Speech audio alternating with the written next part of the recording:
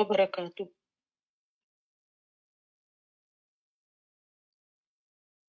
أعوذ بالله من الشيطان الرجيم.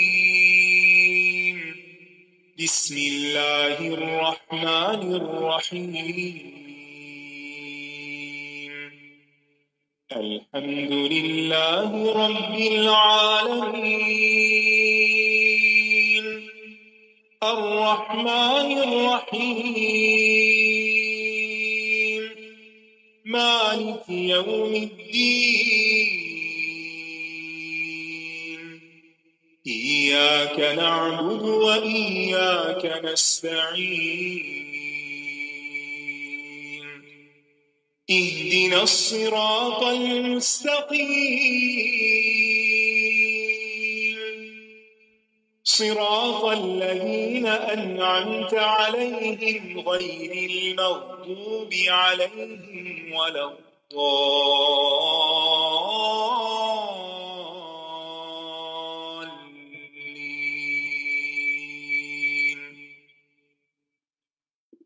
آمین۔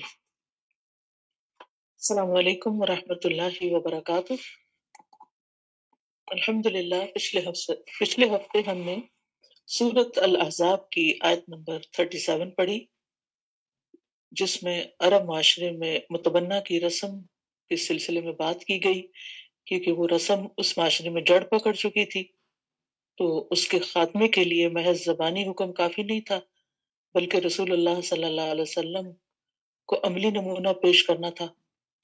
لیکن آپ کے اندر اس بارے میں خوف تھا، کیونکہ یہ ایک بہت مشکل کام تھا، تو اللہ سبحانہ وتعالیٰ نے آیات نازل کی اور اس میں ہمیں اصلاح کے کئی نکات ملے کہ کس طرح اللہ سبحانہ وتعالیٰ نے نبی صلی اللہ علیہ وسلم سے بہترین انداز میں بات کی، اور اس کے علاوہ بھی کئی چیزیں سیکھنے کو ملی ہمیں، جن کا میں خلاصہ بیان کروں گی۔ پہلی بات یہ کہ انسان جب کسی کی اصلاح کرے تو احسن انداز میں بات کرے، محبت اور نصیحت خیرخواہی کا معاملہ کرے، اصلاح کرتے ہوئے مخاطب کی عمر، اس کے مقام، اس کے مرتبے کا خیال رکھے، اور پھر اس کے ساتھ ساتھ مخاطب کو پیش آنے والی جو مشکلات ہیں اور جو مسائل ہیں ان کو بھی مد نظر رکھ کر بات کی جائے، نصیحت کرتے ہوئے موقع محل کا خیال رکھا جائے، اور پھر اصلاح کرتے ہوئے اپنی سوچ اور اپنے رویے پر خاص توجہ دی جائے کہ وہ منفی نہ ہو، بلکہ سراسر دوسرے کی خیرخواہی مطلوب ہو، اور کبھی بھی یہ خیال نہ آئے کہ ہم مصلح کہلائیں یا ہمارا مقام بہت بلند ہو جائے یا ہم بہت نیک ہیں یا اچھے ہیں اس لیے دوسروں کی اصلاح کر رہے ہیں۔ اصلاح کرنے سے پہلے خود سے سوال کریں کہ میرا اصلاح کرنے کا مقصد کیا ہے، یعنی چاہے ہم اپنے کسی بڑے کی اصلاح کر رہے ہیں، جو لا علمی کی وجہ سے کسی غلط رسم میں مبتلا ہے، یا ہم اپنے کسی ساتھ والے برابر والے کی اصلاح کر رہے ہیں،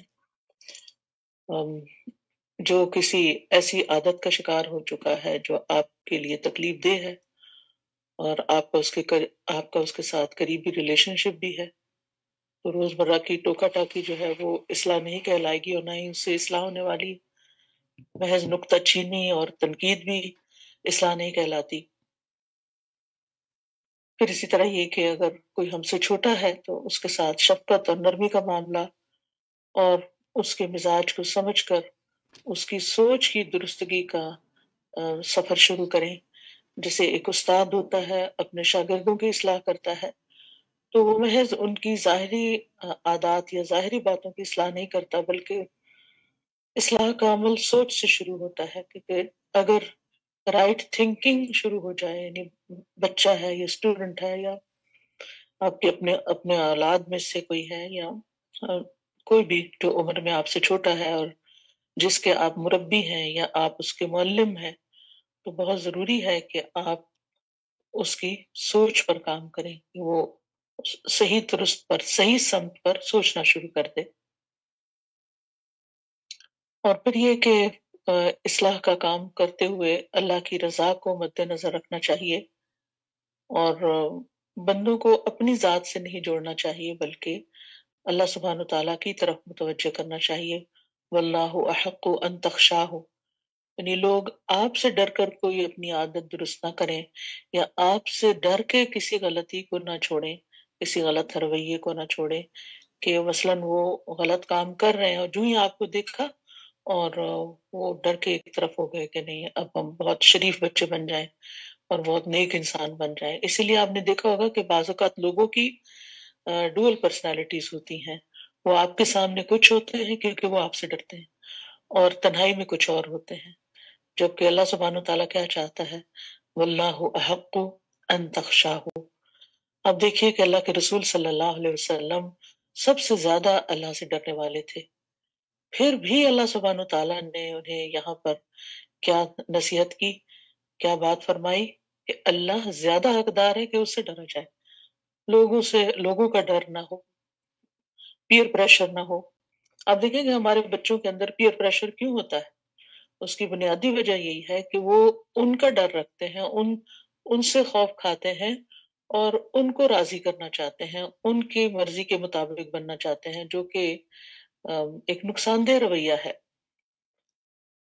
اور کوئی بھی مسلح ہو یا داعی ہو، اس کے اپنے اندر بھی یہ خشیت ہونی چاہیے کہ وہ صرف اور صرف اللہ کی رضا کے لیے یہ کام کر رہا ہے، اور جس کی اصلاح کر رہا ہے اس کے اندر بھی اللہ ہی کا ڈر پیدا کرنا چاہیے، اللہ ہی کی الرقیب ہونے اور البصیر ہونے اور السمیع ہونے کا احساس پیدا کرنا چاہیے. کیونکہ اگر مقاصد اور طریقہ درست ہوگا تو ہی اصلاح کا عمل مؤثر ہوگا، اور اگر مقاصد درست نہیں ہوں گے تو اصلاح بھی نہیں ہو سکتی. تو اس لیے جب انسان خود بھی اللہ سے ڈرتا ہے تو اللہ تعالیٰ اس کو پھر ایک حکمت بھی عطا کرتا ہے.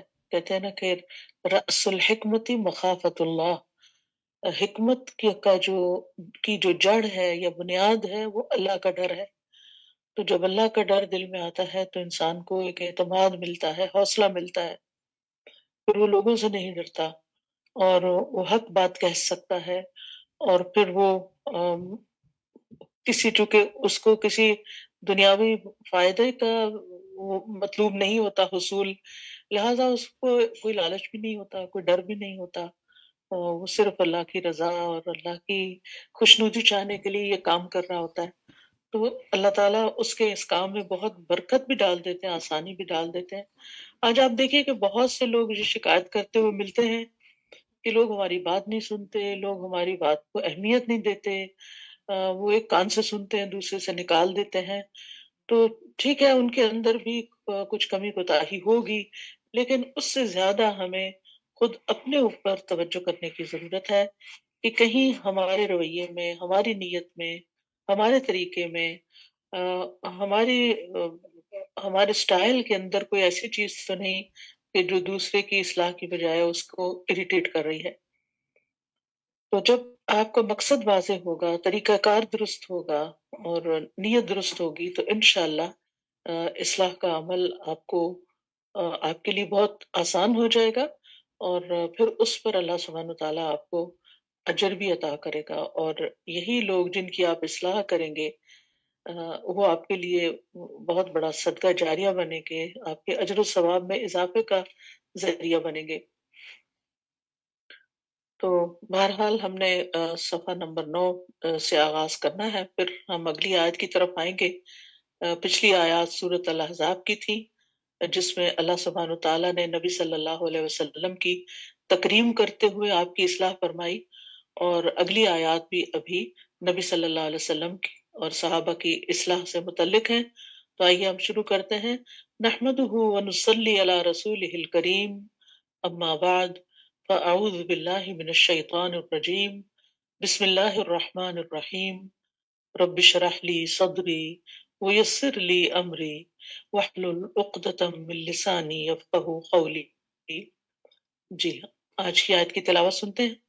ما كان لنبي أن يكون له أسرى حتى يثخن في الأرض تريدون عرض الدنيا والله يريد الآخرة والله عزيز حكيم. پیغمبر کو، یہ سورۃ الانفال کی آیت نمبر 67 ہے، پیغمبر کو شایع نہیں، یعنی پیغمبر نبی صلی اللہ علیہ وسلم کے لیے مناسب نہیں تھا کہ اس کے قبضے میں قیدی رہیں جب تک وہ کافروں کو قتل کر کے زمین میں خون نہ بہائیں۔ تم لوگ دنیا کے مال کے طالب ہو۔ اب صحابہ کی طرف بات آ گئی، تم لوگ دنیا کے مال کے طالب ہو اور اللہ آخرت کی بھلائی چاہتا ہے اور اللہ غالب حکمت والا ہے۔ اس آیت کا بیک گراؤنڈ کچھ یوں ہے کہ غزوہ بدر اسلام میں پہلا معرکہ تھا۔ اس کے نتیجے میں مسلمانوں کے سامنے بعض مسائل پہلی دفعہ آئے جن کا حل اللہ تعالیٰ کی طرف سے مطلوب تھا۔ ان میں دو بڑے مسائل تھے، ایک مال غنیمت کا مسئلہ اور دوسرا جنگی قیدیوں کا مسئلہ تھا۔ غنیمت کا مسئلہ جنگ کے فوراً بعد پیدا ہوا، جس کا ذکر اسی صورت کے شروع میں بیان ہوا ہے، اور پھر اسی صورت کے اندر اس کا جواب بھی دے دیا گیا۔ اس جنگ کے سلسلے میں جو دوسرا مسئلہ پیش آیا وہ جنگی قیدیوں کا تھا کہ ان کے ساتھ کیا سلوک کیا جائے، آیا ان کو قتل کر دیا جائے یا فدیہ لے کر چھوڑ دیا جائے۔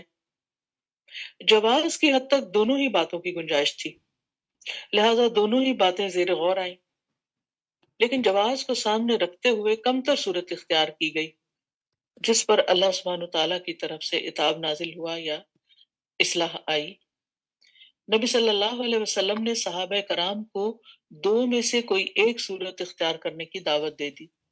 ابو بکر رضی اللہ عنہ اور صحابہ کی غالب اکثریت نے یہ رائے ظاہر کی کہ قیدیوں میں سے اکثر ہمارے رشتہ دار ہیں اور امید ہے کہ یہ لوگ ضرور ایمان لے آئیں گے، لہٰذا ان کو قتل کرنے کی بجائے ان سے فدیہ وصول کر کے چھوڑ دیا جائے، اس طرح مسلمانوں کی مالی حالت بھی بہتر ہو جائے گی، یعنی جو فدیہ وصول کیا جائے گا اس سے بہت فائدہ ہوگا۔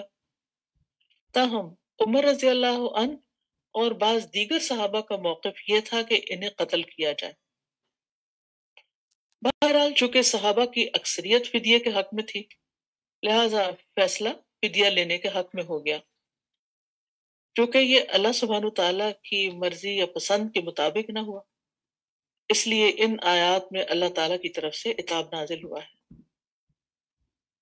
اللہ سبحانہ تعالیٰ نے نبی صلی اللہ علیہ وسلم کو خطاب فرما کر امت کو یہ تعلیم دی کہ اللہ کے حکم پر دنیاوی فائدے کو مقدم نہ رکھا جائے، ترجیح نہ دی جائے۔ آپ صلی اللہ علیہ وسلم دنیا سے نہایت بے نیاز تھے، آپ کے دل میں کوئی دنیا کی محبت نہیں تھی، لیکن آپ کو خطاب فرما کر امت کی رہنمائی مقصود تھی۔ دنیا انسان کی ضرورت ہے، دنیا ضرورت کے تحت کمائی بھی جا سکتی ہے، استعمال بھی کی جا سکتی ہے، لیکن ہمیشہ اس میں یہ دیکھنا چاہیے کہ کہیں کوئی ایسا طریقہ یا ذریعہ آمدنی نہ ہو کہ جو اللہ تعالیٰ کو پسند نہ ہو۔ ہمارے دین نے ہمیں دنیا کی حقیر چیزوں کا غلام بننے سے منع کیا ہے۔ ابو ہریرہ رضی اللہ عنہ سے روایت ہے کہ نبی صلی اللہ علیہ وسلم نے فرمایا، ہلاک ہوا درہم کا بندہ، یعنی جس کے دل میں مال کی محبت آ گئی اور وہ اس کے پیچھے ہی بھاگ رہا ہے اور دوڑ رہا ہے اور اپنے دین کو، اپنی عبادات کو، اپنے فرائض کو پس پش ڈالا ہوا، تو ایسا بندہ ہلاک ہو گیا، اس نے کچھ نہ کمایا۔ ظاہر ہے دین چھوڑ کر جب ایک انسان صرف دنیا کے پیچھے بھاگتا ہے تو جب موت آتی ہے تو اس کے پاس تو خالی ہاتھ ہوتا ہے، اس کے پاس آگے کے لیے کچھ بھی نہیں ہوتا۔ پھر فرمایا اور ہلاک ہوا دینار کا بندہ۔ درہم چاندی کا ہوتا ہے، دینار سونے کا ہوتا ہے۔ پہلے انسان کی خواہشات کم ہوتی ہیں، جب اس کو مال ملنے لگتا ہے تو وہ اور ہرس بڑھتی جاتی ہے اور پھر درہم سے دینار کی طرف چل پڑتا ہے۔ اور اس میں ہم دیکھتے ہیں بعض اوقات ایسا ہی ہوتا ہے کہ ہم کسی ایک جگہ پر جاب کر رہے ہوتے ہیں، وہاں ہمیں ایک معقول سیلری مل رہی ہوتی ہے اور اس سے ہماری ضروریات پوری ہو رہی ہوتی ہیں، اور اس کے ساتھ ساتھ ہمیں دین کی خدمت کا موقع بھی ملتا ہے، ہماری سیلف گرومنگ، سیلف گروتھ بھی بہت ہو رہی ہوتی ہے، لیکن چند پیسوں کی خاطر بعض اوقات ہم اپنی زندگی کے مقصد کو، اپنی آخرت کو، اپنی ساری چیزوں کو بھول کر صرف یہ کہ تھوڑے اور پیسے مل جائیں گے، درہم کی بجائے دینار ملیں گے، لہٰذا اس سارے کام کو ہم چھوڑ دیتے ہیں۔ تو اب آپ خود سوچئے کہ بظاہر تو وہ فائدہ نظر آ رہا ہے کہ چند ہزار کی سیلری زیادہ ہوگی، لیکن حقیقت یہ ہے کہ انسان نے یہاں نفع کا نہیں نقصان کا سودا کیا ہے، کیونکہ انسان کے منافع میں صرف سیلری نہیں آتی، صرف درہم و دینار نہیں آتے، بلکہ اس کے ساتھ ساتھ اس کے لیے اور بہت سی ایسی چیزیں ہیں جو اس کے لانگ ٹرم فائدوں کے لیے، یعنی آگے کی کامیابی دنیا کی بھی اور آخرت کے لیے بھی بہت ضروری ہوتے ہیں۔ اور سب سے بڑھ کر یہ کہ ایک سیلف سیٹسفیکشن جو انسان کو ہوتی ہے، جہاں اس کو اپنی زندگی کا کوئی نصب العین پورا کرنے کا موقع ملتا ہے۔ پھر فرمایا اور ہلاک ہوا منقش چادر کا بندہ، سبحان اللہ۔ یعنی منقش چادر کیا ہے کہ کڑھائی والی چادر اور زیب و زینت والی، اور تو عموماً آپ دیکھیے کہ ہم میں سے بہت سارے لوگ اپنی بہت سی صلاحیتوں کو ان کاموں میں نہیں لگاتے جس سے ہم آخرت کے بلند درجات حاصل کر سکتے ہیں۔ اس کے برعکس ہم اپنی صلاحیتوں کو لگاتے ہیں ضروریات پوری کرنے کے لیے نہیں، کمائی کرتے ہیں، محنت کرتے ہیں منقش چادریں حاصل کرنے کو، اور یعنی اپنی زندگی کو زیادہ بظاہر آرائش اور تزئین اور خوبصورتی کا سامان بنانے کو۔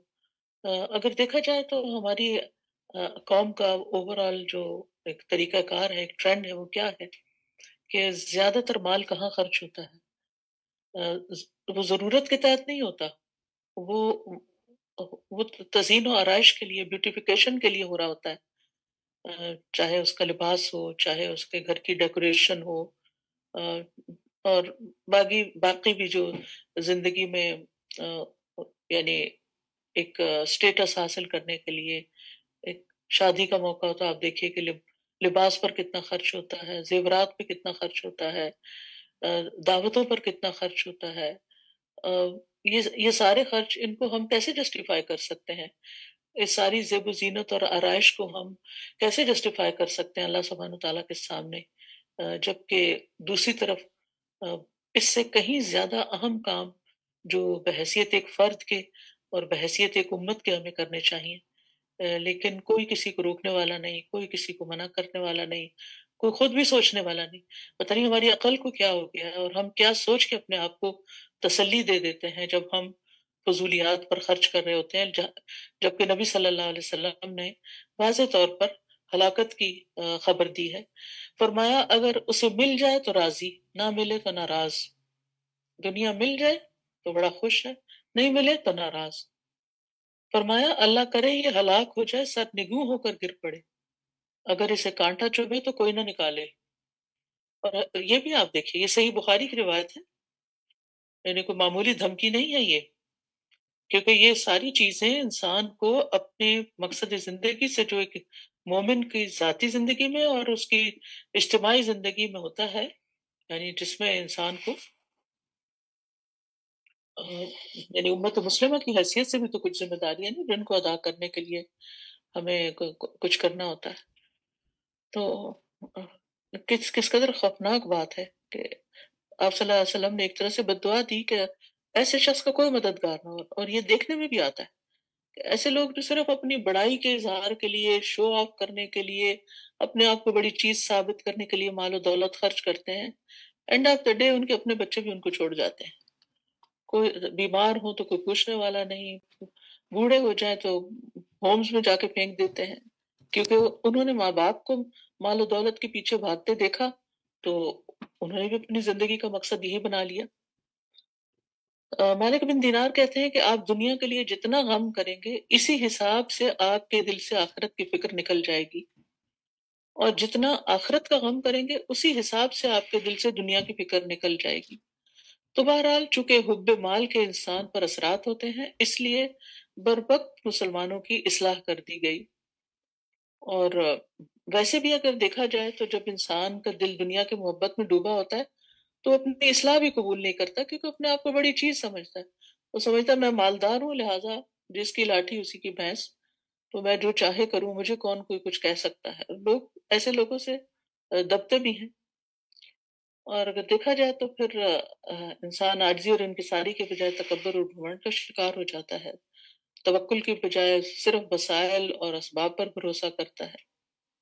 ویسے بھی دنیا کی محبت ایک بیماری ہے۔ نبی صلی اللہ علیہ وسلم نے فرمایا ان قریب میری امت کو بھی سابقہ امتوں کی بیماری لگ جائے گی۔ صحابہ نے کہا امتوں کی بیماری سے کیا مراد ہے؟ آپ نے فرمایا اترانا، تکبر کرنا، زیادہ مال جمع کرنے کی حرص، دنیا میں فریب سے کام لینا، بغض کرنا، حسد کرنا، بغاوت اور ظلم،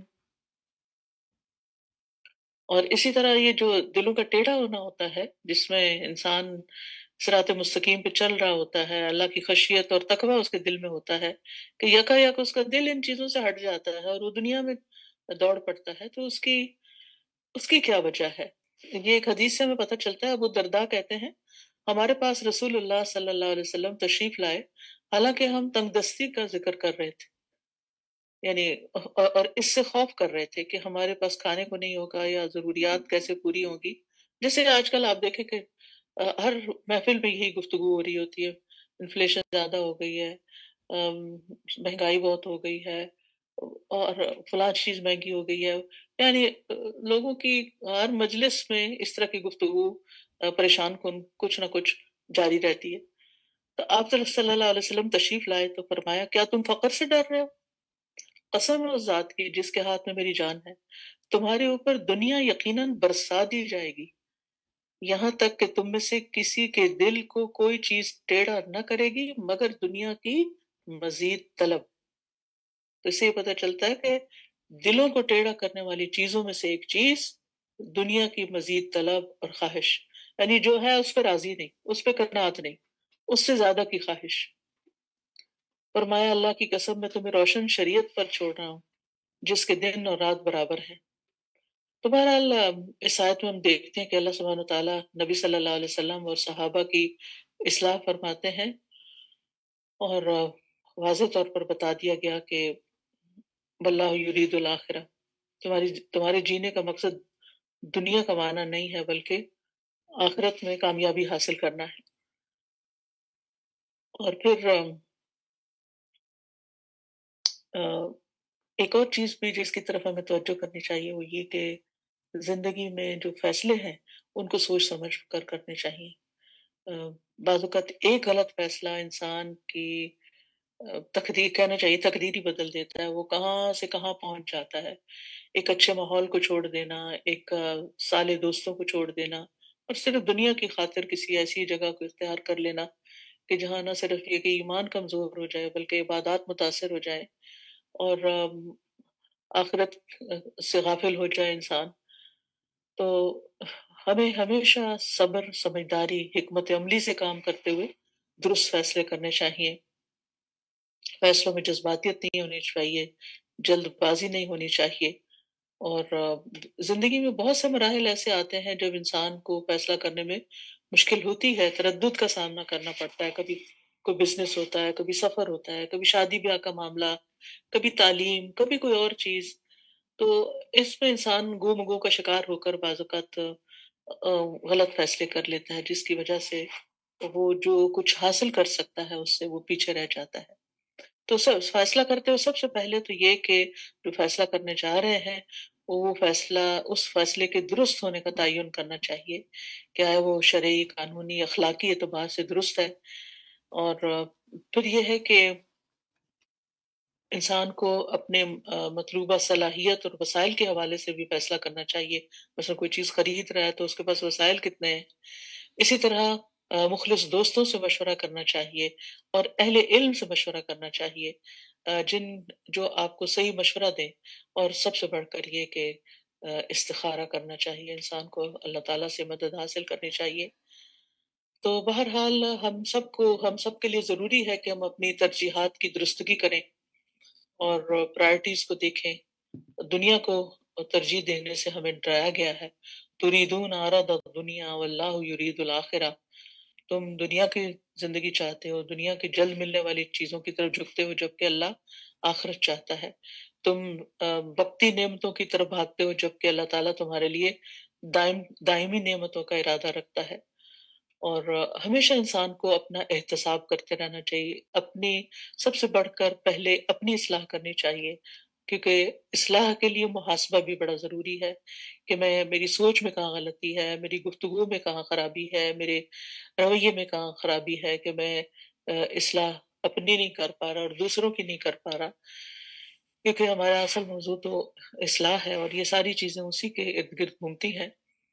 تو اصلاح کے لیے احتساب بہت ضروری ہے، اور انسان کو احتساب کرتے ہوئے چیزوں کے دور رس نتائج پر نظر رکھنی چاہیے، اللہ کی رضا پہ توجہ رکھنی چاہیے، مادہ پرستی سے باہر نکلنا چاہیے، زندگی کے مقاصد مادہ پرستی سے بالا تر ہونے چاہیے، اور اسی طرح یہ ہے کہ اپنی بات کو یعنی حکمت کے ساتھ اور دلیل کے ساتھ پیش کرنا چاہیے، نہ کہ صرف ایک دباؤ اور زور ڈال کر۔ تو اگر جب انسان ایسا رویہ اختیار کرتا ہے جو درست نہیں ہوتا، حکمت پر مبنی نہیں ہوتا، تو نتائج بھی درست نہیں ہوتے۔ تو بہرحال اب سوال یہ پیدا ہوتا ہے کہ جب یہ آیت نازل ہوئی تو پھر نبی صلی اللہ علیہ وسلم کا ریاکشن کیا تھا؟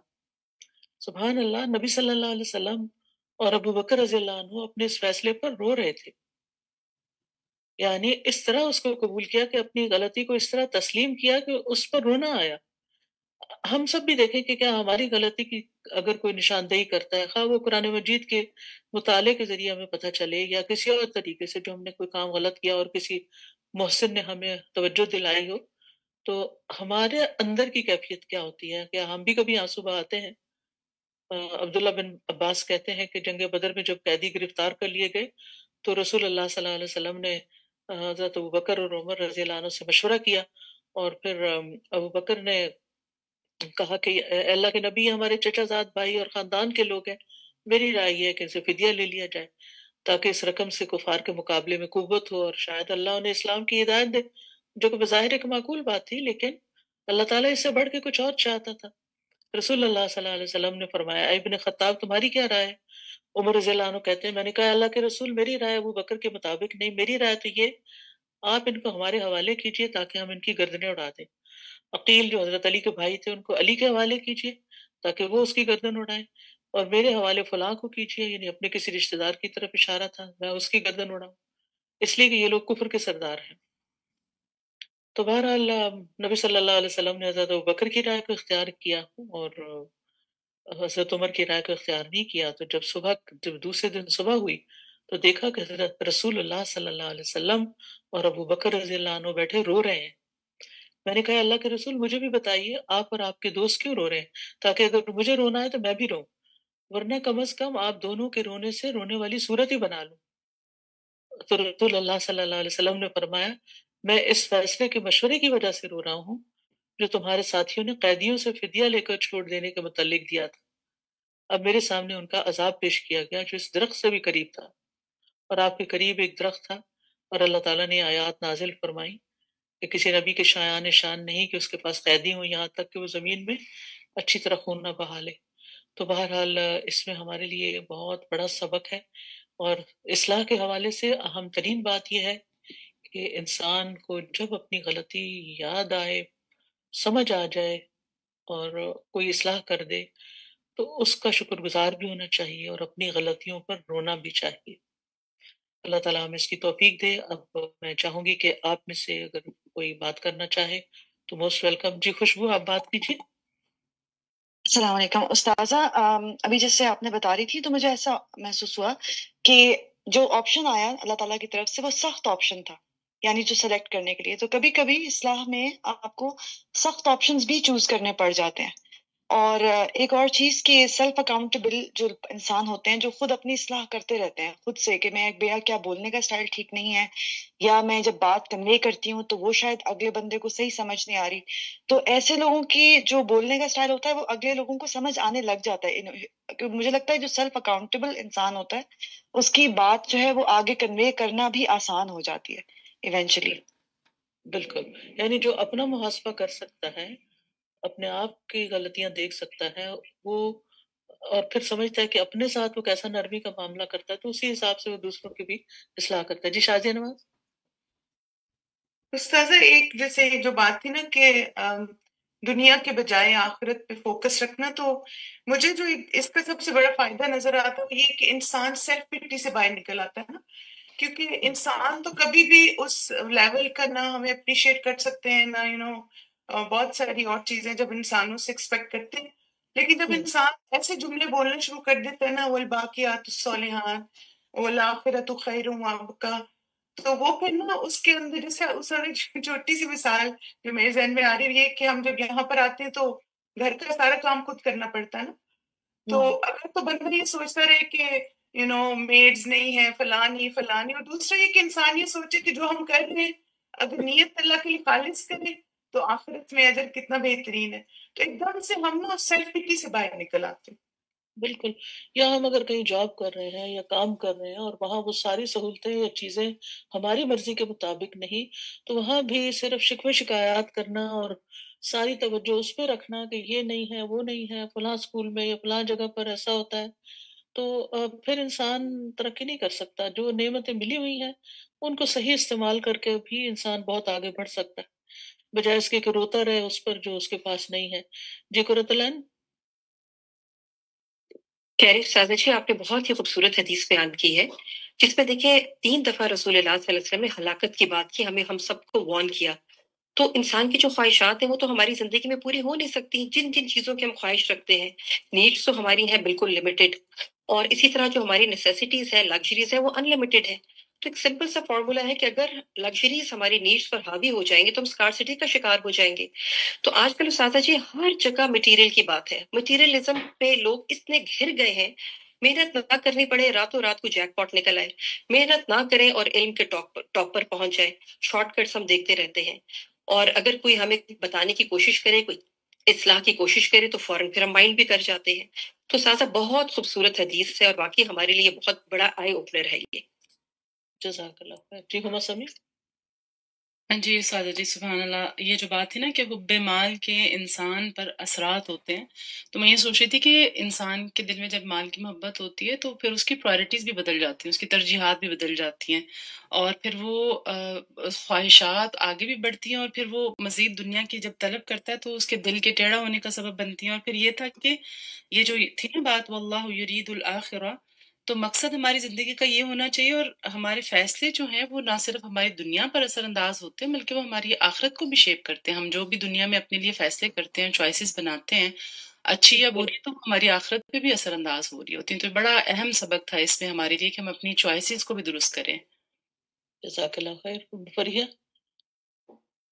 استاذہ جی، میں نے تو اپنی ایک غلطی بتانی ہے اور ساتھ اس کی اصلاح بتانی ہے کہ ابھی میں نے نا اس کلاس کے لیے ایک ریکرنگ الارم لگایا ہوا ہے، تو درمیان میں مجھے خیال آیا کہ وہ الارم جو ہی بجے گا تو میں کر لوں گی، تو میں ایک فون کر لوں بس فوراً جلدی، اور وہ فون کر لیا، اور الارم کے بعد وہ فون آف کیا، اور جب کلاس جوائن کرنے لگی تو یہ ساری کیپیسٹی فل ہو چکی تھی.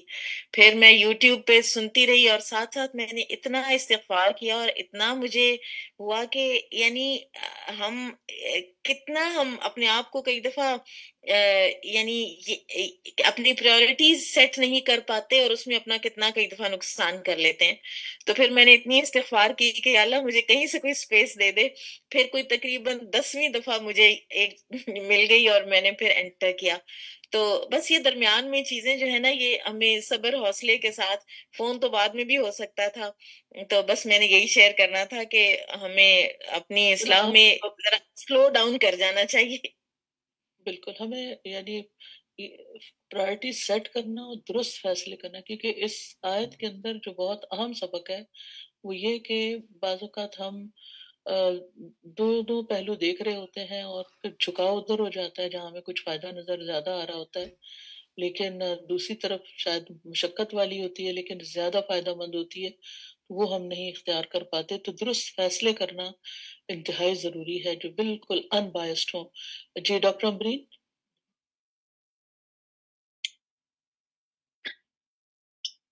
السلام علیکم ورحمۃ اللہ وبرکاتہ. پیاری ساز جان. وعلیکم السلام. جی میرے ذہن میں یہ بات آ رہی تھی کہ جو جو اصلاح کرنے والا ہے، مصلح ہے، اس کا سفر جو ہے وہ بہت آزمائشوں کا سفر ہے، اور اس نے جو آپ نے بہت اہم آج کے لیکچر کی بات تھی وہ تھی احتساب کی، کہ خود جب اپنی اصلاح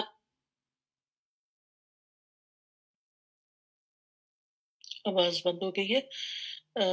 جی الہدا ہاسٹل سے کرنی ہے تو دوسروں کی اصلاح کرنی ہے، تو جب تو میرے ذہن میں یہ بات آ رہی تھی کہ وہ وہ بات وہ اس پر عمل کرتا ہے تو پھر وہ اس کا وہ محاسبہ اس نوعیت کا ہوگا تو اس کے لیے انشاءاللہ وہ فائدہ مند ہوگا انشاءاللہ۔ جی الہدا ہاسٹل اسلام آباد۔ جی السلام علیکم ورحمۃ اللہ۔ آج کی آیت پڑھ کر سن کر اس کا جو آپ نے تفسیر بتائی مجھے یاد آ رہا ہے کہ ابھی سیٹرڈے کو ہمارا جو لیکچر ہوا تھا زاہدہ تبسم نے آ کے دیا تھا، اس میں اتنی پیاری پیاری انہوں نے یہی دنیا کی محبت میں صحابہ کی اور آپ کی مثالیں دی تھی، تو میں ابھی یہی سوچ رہی تھی اس پہ۔ پچھلی دفعہ کا ایک دو سوال تھے، اگر میں پوچھ لوں، بچیوں نے لکھ کے دیے لیکن وہ کیونکہ ہمارا وہ چل نہیں رہا تھا اس وقت سسٹم، تو پوچھ لوں وہ آپ سے؟ جی پوچھیے، ایک سوال پوچھ لیجیے۔ انہوں نے ایک بات تو یہ پوچھی کہ ہمیں بتایا جائے کہ معاشرتی دباؤ جب پیئر پریشر آتا ہے تو اس سے کیسے بچا جائے نا؟ جی ابھی میں نے اس کا جواب ایسے دیا بھی ہے، واللہ احق ان تخشاہ، یعنی ایک طرف لوگوں کا خوف ہوتا ہے اور دوسری طرف اللہ کا خوف، تو انسان کو اپنے آپ سے پوچھنا چاہیے کہ بڑا کون ہے اور کس کی پکڑ ہے، ہمیں فائدہ کس سے زیادہ ملتا ہے، ہمارا رازق کون ہے، خالق کون ہے، مالک کون ہے، کس کا حق ہم پر زیادہ ہے۔ تو جب انسان یہ سیلف ٹاک شروع کرتا ہے اور اپنے آپ سے پوچھتا ہے اور اس کو یہ سمجھ آ جاتی ہے کہ اللہ ہی بڑا ہے، اور میں ہر نماز میں کہتی ہوں اللہ بڑا ہے اور اللہ ہی سے سب سے زیادہ ڈرنا چاہیے، تو پھر جو شخص، اور وہ حدیث بھی سامنے رہے کہ جو شخص لوگوں کے یعنی اللہ کو چھوڑ کر لوگوں کے ڈر سے کوئی فیصلہ کرتا ہے تو اللہ تعالیٰ اسے بندوں کے حوالے کر لیتا ہے، لیکن جب کوئی لوگ اللہ سے ڈر کے بندہ اللہ کی مرضی کے مطابق کام کرتا ہے تو اللہ تعالیٰ اس کا مددگار ہو جاتا ہے۔ جی نیلوفر جمیل۔ جزاکم اللہ خیر۔ استاذہ بہت ہی پیاری آپ نے آج دو مثالیں جو دیں، درہم اور دینار والی، چاندی اور سونے والی، مجھے تو بہت اچھی سمجھ میں آئی۔ دو طرح سے چیزوں کو دیکھتے ہیں، بعض اوقات یہ ہوتا ہے کہ ہم کسی جگہ کسی دینی ادارے میں ہوتے ہیں اور کوئی دنیاوی ادارے میں ہمیں کوئی چیز بہت اٹریکٹیو نظر آتی ہے تو ہم اس کی طرف لپک جاتے ہیں، وہ ہمیں سونا لگ رہا ہوتا ہے اور یہ کم قیمت چیز لگ رہی ہوتی ہے، حالانکہ آخرت کے لحاظ سے تو اگر خلوص دل سے اور استقامت کے ساتھ کام کریں تو اسی میں ہی فائدہ ہے، اللہ قبول کرے۔ دوسرا بعض اوقات ہوتا ہے کہ کسی ایک ادارے میں، دینی اداروں میں بھی یہ ہوتا ہے کہ ایک ادارے میں کام کر رہے ہوتے ہیں، وہاں آس پاس مشکلات نظر آتی ہیں، کوئی رویے نظر آتے ہیں، بعض اوقات تو اس سے گھبرا جاتے ہیں، کہتے ہیں چھوڑو کسی اور جگہ چلتے ہیں، وہاں کوئی مشکل نہیں ہوتی، مشکل ہر جگہ ہوتی ہے، وہ ٹیسٹ ہوتا ہے کہ میں نے اس جگہ پر کیا حصہ ڈالنا ہے، میں نے کیسے اصلاح کرنی ہے، تو اللہ تعالیٰ اس کی توفیق عطا فرمائے۔ عظمیٰ ادریس۔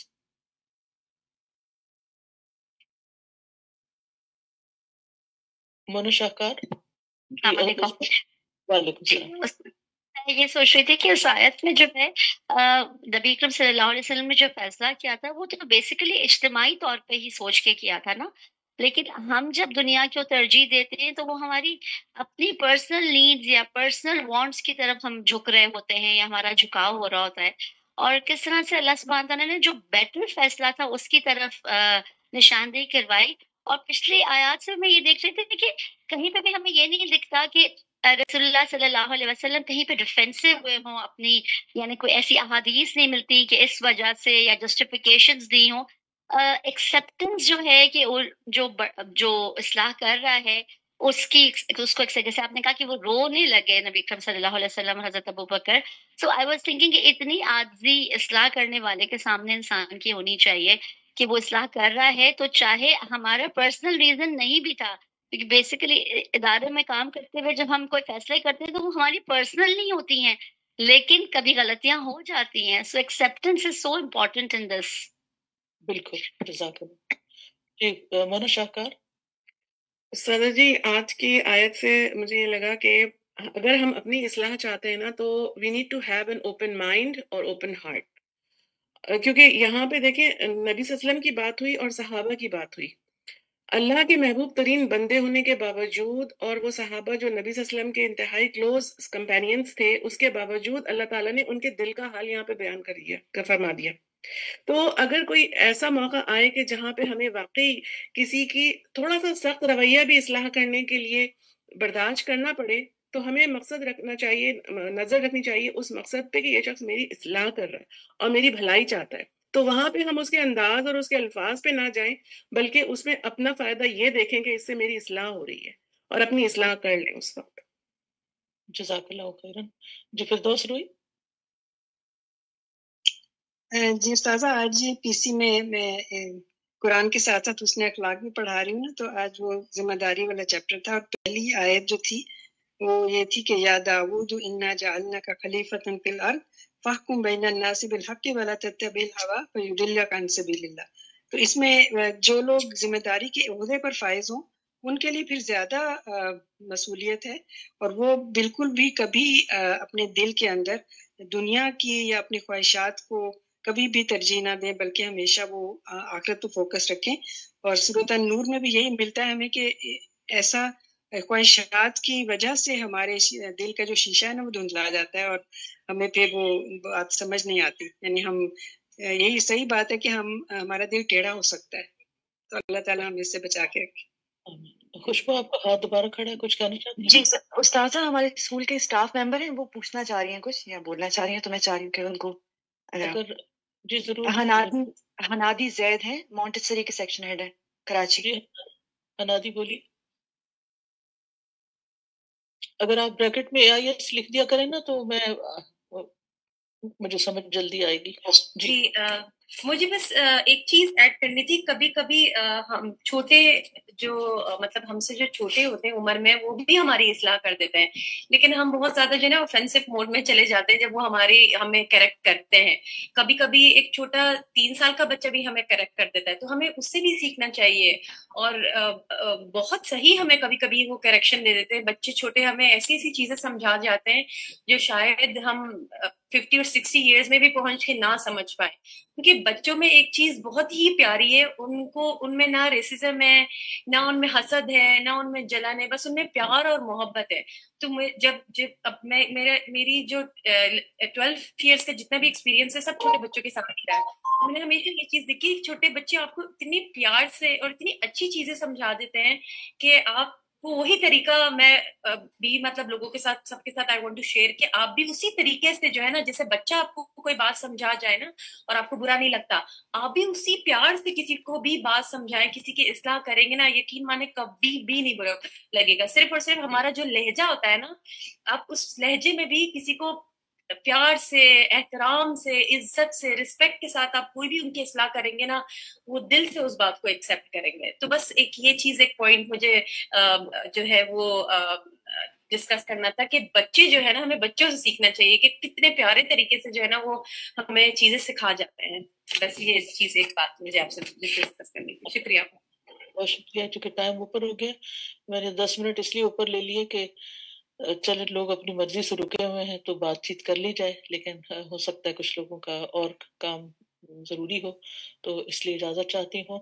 جو میری ریکویسٹ یہی ہے کہ آپ لوگ مین پوائنٹس کے اوپر فوکس رکھا کریں، ان کو لکھا کریں اپنے پاس، اور پھر آئندہ ان کو پڑھا بھی کریں، کیونکہ اس کو ریوائز کرنا بہت ضروری ہے. کیونکہ ٹائم کم ہوتا ہے، اس لیے میں اہم باتیں بازو کا صرف ایک سینٹنس کی شکل میں کہہ جاتی ہوں، تو ان پہ توجہ کرنا ضروری ہے. اور کلاس کے بالکل آغاز سے ہی آنے کی کوشش کیا کریں. جزاکم اللہ خیرا کثیرا. بارک اللہ فیکم.